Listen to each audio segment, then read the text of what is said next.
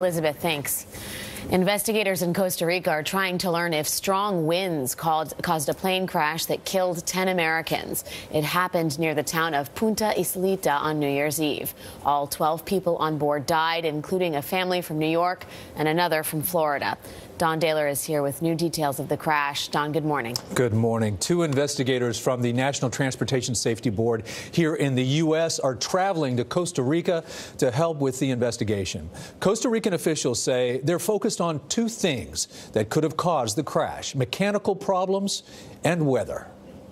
There's a human loss here that's unspeakable. Tamara Steinberg-Jacobson lost her brother, Bruce Steinberg, and his family in Sunday's deadly crash. She says she's still waiting on the details of the investigation. I'm living a nightmare. My girls are living a nightmare. I lost so much of my family. Amigo! When the first responders arrived at the scene of the crash deep in the forests of Costa Rica, they found the wreckage of the single-engine Cessna in flames. The private charter flight, operated by the Costa Rican airline Nature Air, crashed just minutes after taking off from a small airfield on Costa Rica's west coast late Sunday morning. The plane was headed for the capital city of San Jose.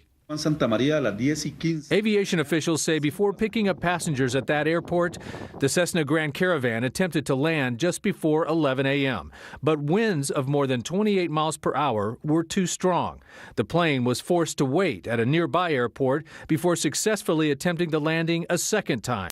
30 minutes later, the plane departed with 10 Americans on board and crashed. Olga Villatoro was the Steinberg family's longtime nanny. I don't understand. Beautiful kids. Respect me, always. Mitchell and Leslie Weiss were also on board with their teenage son and daughter. Spencer Hornsby lives next door to the family's home outside Clearwater, Florida. You never want it to happen to somebody that you know. And they were a good family. The two families on board were part of a tour group led by Amanda Geisler, the 10th American lost in the crash. Nature Air is calling the incident an unfortunate tragedy and says the pilot had more than 20 years' experience flying that model of aircraft. Just awful to hear about. Horrible. Thank you very much.